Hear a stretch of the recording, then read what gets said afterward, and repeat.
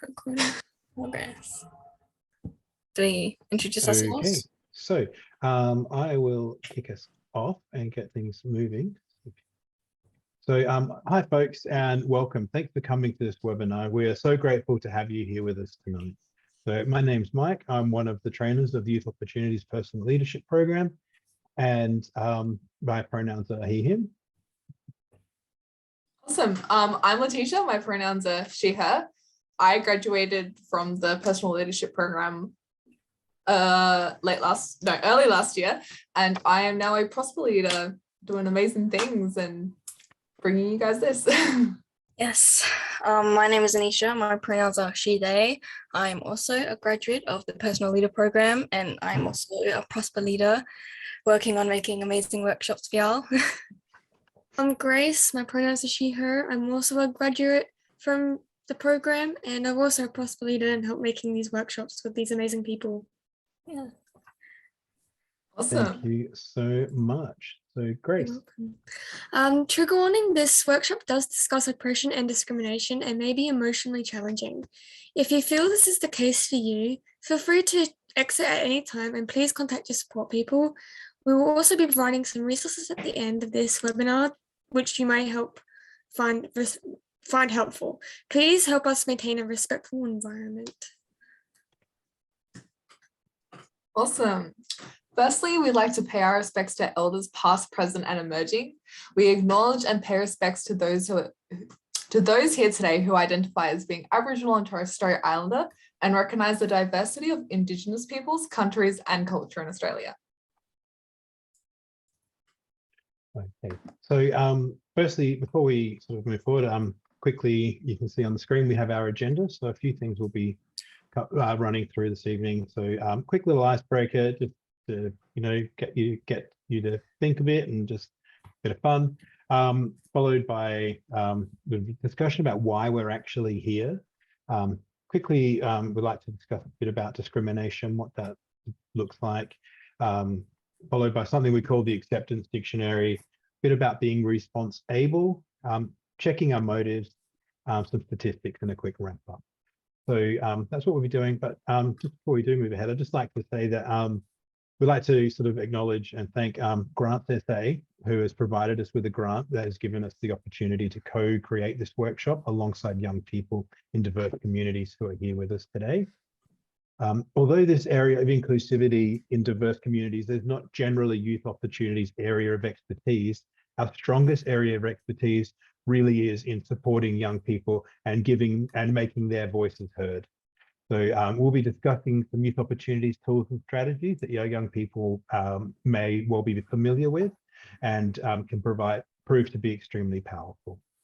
So basically, quick thing, how to use a webinar so we can interact with each other using the chat and raise hand function, which we'll go into a brief bit more detail shortly.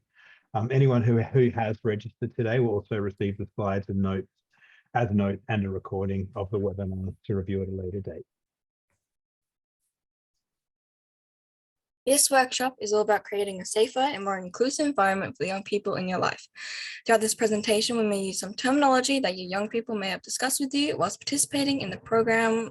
The main two terms we'll be discussing are STARS, which refers to any form of positive communication, compliments, greetings, remarks of kindness, and black coals, which refer to any negative form of communication. This includes insults, yelling, anger, not considering other people's beliefs. This form of symbolism makes it much easier to identify which area of behaviors and communication falls into.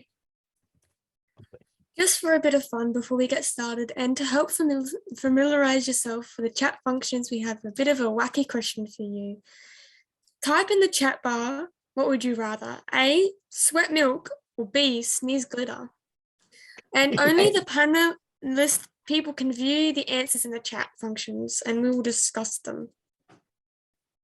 That's a wacky question. I think, not gonna lie, I'd rather sneeze glitter. I don't think I could bear to sweat milk. I mean, sweating milk would be good if you want free milk, but then I wouldn't want to sweat while I'm running.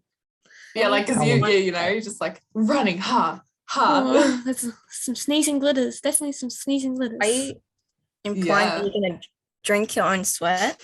I mean, if it's milk, I mean, it's not going to taste like milk, isn't it? How long until it goes sour? Only if it's full cream dear. milk. If it's not full cream milk, I'd sneeze glitter. Ah! Could it be oat milk? No. Or maybe oat milk, actually, yeah. I don't want to think about that. Oh. Alrighty, I reckon we should move on. Yeah. Sneeze Interesting. glitter one, I think. Glitter. I think, yeah, glitter definitely one. No one agrees of sneezing, sweating milk. Yeah, I think great. I mean, sustainable economies and milk and bring up the dairy industry, but I think Think of that. glitter for the win. Yeah. Alrighty, before we move on, I think it's important that we take a moment to discuss the primary purpose of this webinar: adolescents' mental health. Some of the factors that determine mental health in young people. Some adolescents are at greater risk of mental health conditions due to their living conditions, stigma, discrimination or exclusion, or lack of access to quality support or services. Sorry, lost my spot. These include adolescents living in humanitarian and fragile settings, adolescents with chronic illness, autism spectrum disorder, and intellectual disability or other neurological conditions, pregnant adolescents, parents, or those in early or forced marriages, orphans, and adolescents from minority, ethnic, or sexual backgrounds, or other discriminated groups. Media influence and gender norms can exacerbate the disparity between the adolescents' lived reality and their perceptions or aspirations for the future. Protective and supportive environments in family, at school, and in the wider community are vitally important. It is important to acknowledge that sexuality and gender identity is a biological consequence and not just a phase. Also, another important thing to consider is the fact that why would anyone choose to be part of a marginalized and highly discriminated against minority? This isn't a choice. Some of the consequences of exclusion are outlaid in the statistics of this and the previous slides, which is a major reason for our involvement in creating this webinar. As highly motivated members of the community, we feel it is our obligation to ensure we all use resources at our disposal to encourage inclusivity, acceptance, and understanding of all members of diverse communities, to promote and actively encourage positive mental health in all members of the community. Thanks, Letitia. Discrimination is the unjust or unfair treatment of different categories of people, especially on the grounds of race, age, gender, sex, or disability. What's one example of discrimination you've seen in your life? Use the chat bar function to let us know.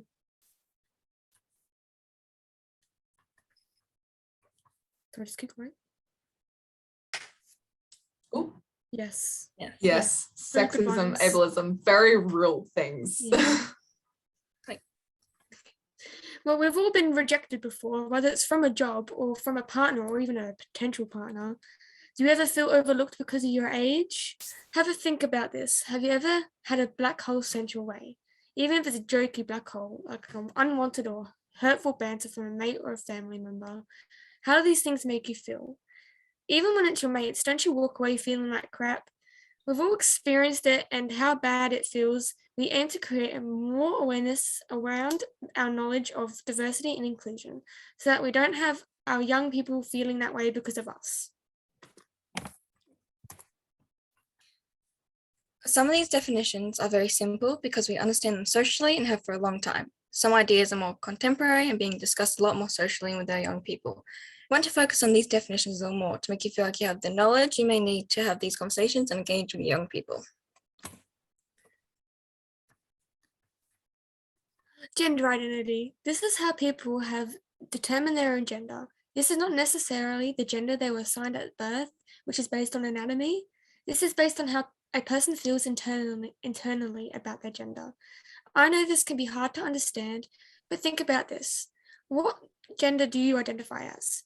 How do you know that this is your gender? Haven't you always known that's how you identify? It's an eternal feeling of or sense of knowing that can't really be described. In some cases, some people may transition to affirm their true gender. Gender identity is generally informs someone's pronouns. This is not the same as sexuality. Pronouns. Pronouns are linguistic tools that help us to refer to one another. It is based on the gender people choose to identify as, not necessarily the gender assigned to them at birth, which is based on anatomy. Examples are he, him, she, her, they, them, and others emerging as the space becomes more well understood, commonly known as neopronouns. Self-expression. Self-expression is all about how you express yourself. This could depend on how you dress, walk, talk, or act. A haircut, your clothing or makeup. This could change from day to day. Sexuality. There are two main types of attraction, and they is emotional and physical. Emotional is based on the characteristics and personality of a person. Physical is based on someone's self-expression. Religion. A specific fundamental set of beliefs and practices generally agreed upon by a number of persons or sects. Most common religions are Islam, Christianity, Hinduism, Buddhism, and Judaism. Values. Values are standards of behavior based on what we view as important in life. Commonly held core values are loyalty, compassion, growth, respect, humor, and sincerity. Culture. The customary beliefs, social forms, and material traits of a racial, religious, or social group. Culture traits include language, accent, traditions, music, food, fashion, and dance. Neurodiverse. Variations in the brain and cognition which may impact people when learning, socializing, and their attention to mood. An example of these are autism spectrum disorder, ADHD, dyslexia, and trauma. Disabilities disabilities are a condition that may limit a person's movements, senses, or activities.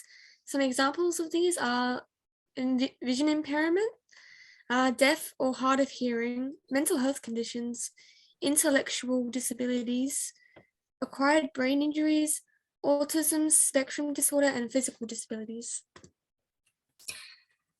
Ageism. How we think, feel, and act towards others or ourselves based on age. This is internalized and at times institutionalized.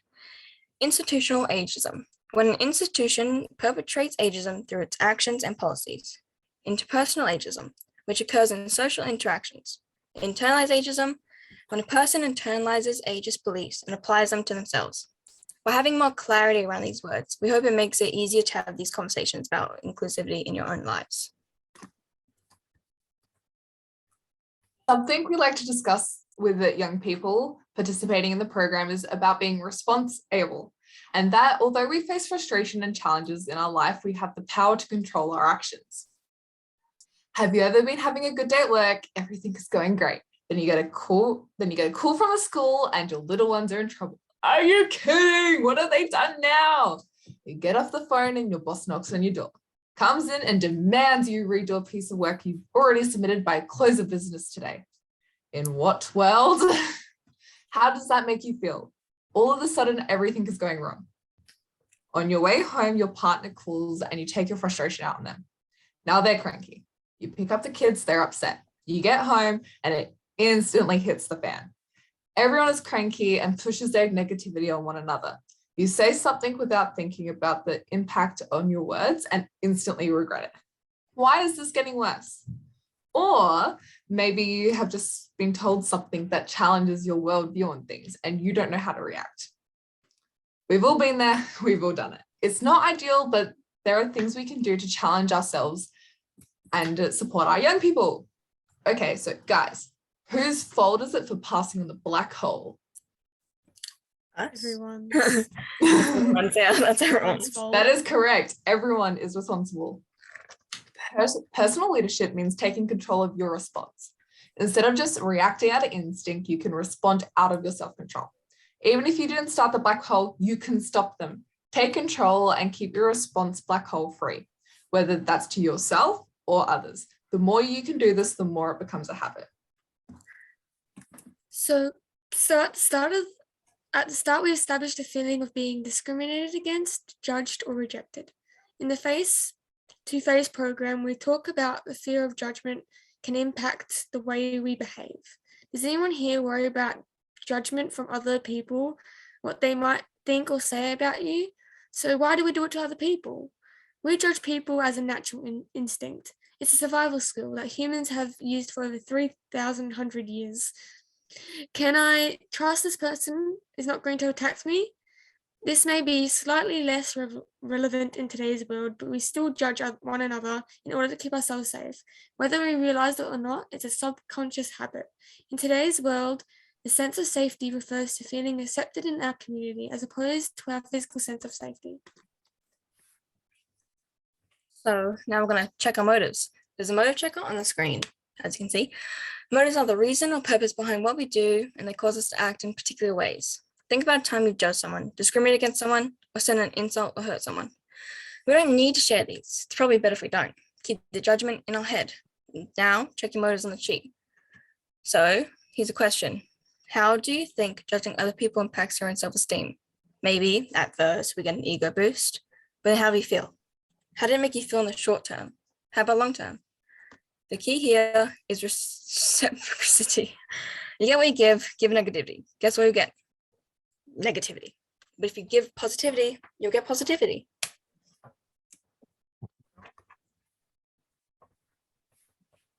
Now I'm going to go over some harsh realities these community faces. So there's some statistics I'm going to say.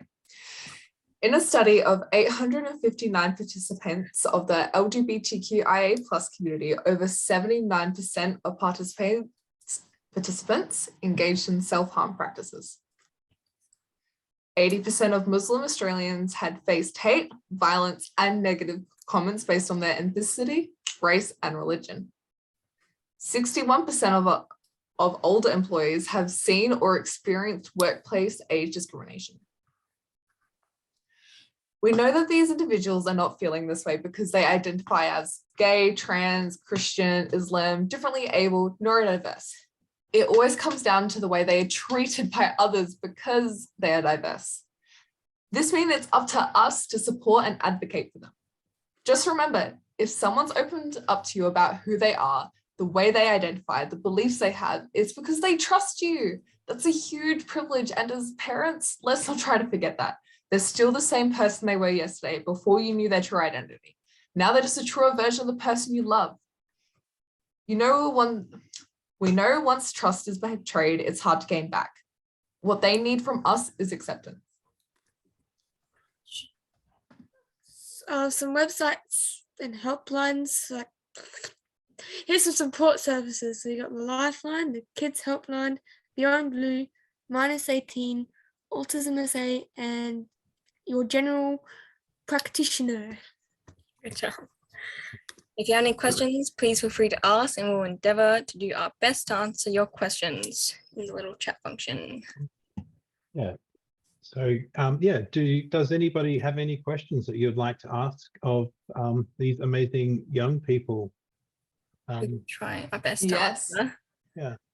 Yeah, please ask in the chat, as Steve has just typed in. Yes, we will do our best. If you'd like us to elaborate or anything more, please. We love answering questions. Questions is one of our favorite things in the world. We like talking about this stuff. This is in our workshop on this. Yeah, we love making a discussion about this. We love talking about it. Yes, and there's the feedback, by the way. I think that the feedback. Yes, the link in the chat bar is for feedback, and which we would also really appreciate. Yes, we do both. Yes, questions are free. Answers also free. I'm just gonna pay you to answer you. No. Do you think society is becoming more acceptance of differences? Yes. Yeah, slowly. Slowly it is happening. And there are still some things aren't generally accepted, but making these workshops, we hope that they can be more understood and more accepted in society. Yeah. I agree with that statement. Like, things are definitely becoming more accepted. Not where it really should be. I think it definitely needs a lot more effort and impact, but yeah. It's all good. We like sharing this information that we have to others. We do. It's like the best thing in the world. Yes, good question. Absolutely. yeah, we are all very passionate people in what we do. This is why we've can put in considerable time to actually develop these workshops. We've been developing a whole suite of workshops along this theme throughout the term. And if your young person is still within school, they may well have attended one of our Project Prosper workshops that we developed around advocacy and allyship, and about trying to create more diverse, a more accepting and diverse community around school and within their lives. So Letitia, Anisha, and Grace all worked on developing those. So you know, be interested to see if any of your young people attended them and what they thought. So, Yeah. yeah. And we're happy to elaborate and explain anything too. There's a lot of information. Like if I would have sat through that, I would have gone straight over my head. So we're more like than happy to go back and go through a couple of things, answer and elaborate. That's what we're here for. So whilst we still have you here, Letitia, do you have a little thing on the next slide you'd like to Yes. Oh, sorry, Karen has a. Would someone like to read that out? I can, that's okay. Yeah. Awesome. I grew up in the 70s and 80s, and times were quite racist and homophobic. I found it uncomfortable hearing comments, and none were aimed at me, but I still felt uncomfortable. So I do think society has improved greatly. That's awesome. And thank you so much for sharing that with us. Things like that can be really difficult and hard. And I can relate to that too. Like sometimes when I was growing up, racist comments were there and I didn't like them, but it's just something, unfortunately, we can't change. Yes. Absolutely. And I agree, Karen. Growing up in that time, I've noticed a massive shift, and I think we are on a really great path towards greater inclusivity, and I'd say equality, but more equity, and those people getting what they all need to be successful. It's something we advocate a lot for in the program. I see another comment is yeah, Grace, would you like to answer that one? Yeah. Thanks. Yes. What can the everyday person do to create more positive environments for all? Just be nice to one another. Like, you know, you might not agree with them, but just be nice and they'll be nice back. Yeah, I think it's important that everyone has their own opinions. It's the way people express their opinions. If you have a negative opinion and you want to keep that to yourself, that's fine. It's just how you express them. Yeah. And like using inclusive language too, I think that's also another thing that'd be really cool. Yeah. Absolutely. And asking for people's pronouns too, that means a lot to people in the community. So I have one quick question for the panelists. So if you are unsure of someone's pronouns, how would you generally refer to them before you are aware of their pronouns? Say them. I was going to say, Nish, do you want us to start us? Do you want us to start us off? Usually gender neutral terms, which are they, them, just in case they go by any that aren't, you know, well known. I suppose you can't just assume their gender and everything. So they, them, she's the best. So could you give us just an example of what that might look like in a dialogue if you were talking to me? If I was talking to you, okay. Let me think. This is on the spot here. Okay. It's okay. It's a bit of fun. You and I happen to see someone had dropped their wallet, I would be like, "Hello, someone has dropped their wallet," using they, them, because I don't know who it was. How can I assume? Brilliant. Thank you. And also, if I see someone who is dressed in a certain way, I can't assume their gender, so I'll use they, them in a gender neutral term. Brilliant. Awesome. I think it's a very important thing just to consider. Until we have the knowledge, I guess we assume gender neutral pronouns, and that does come back to that well-being factor, I think, right? Would you agree? Yes. Yes. Yeah. Assumption, right? You know what they say about assume, make an ass of you and me. Yeah. I like that one. A little phrase. Absolutely. Yeah. So great one. Would Let's read someone this like one. to read Karen's? Go on. Yeah. Okay. Just be accepting. I think actually getting to know people who are different to you will enrich your own life.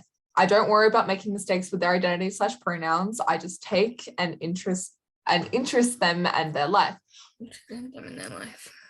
Beautiful. I like, yeah, that's awesome. And like Yeah. the whole part about like getting to know different people enriches your life. Absolutely. You know how many cool people I have like from different cultures, like cool friends, and it's like it's so interesting, and like knowledge is power, my friends.